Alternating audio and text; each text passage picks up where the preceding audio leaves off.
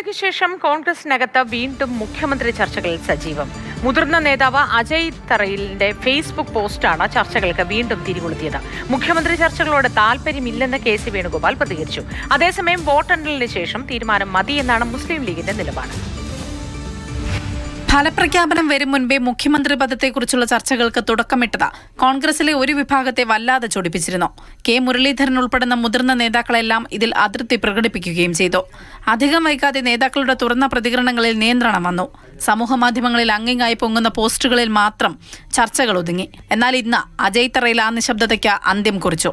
പക്ഷെ ഞാൻ പങ്കുവച്ചത് എൻ്റെ ഒരു സ്വപ്നമാണ്.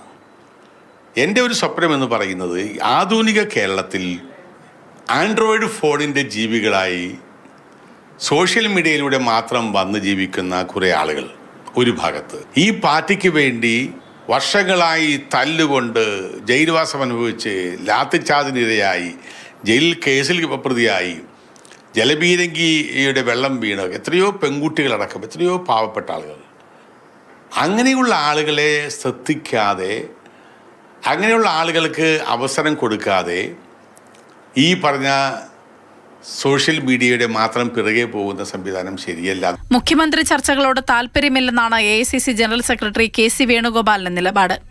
എന്നാൽ താൽപര്യമില്ലാത്തത് പദവിയോടാണോ ചർച്ചകളോടാണോ എന്ന കാര്യത്തിൽ വ്യക്തതയില്ല. മുഖ്യമന്ത്രി ചർച്ച നടത്തുന്നവർ നടത്തട്ടെ, എനിക്കതിനകത്ത് യാതൊരു താല്പര്യമില്ല.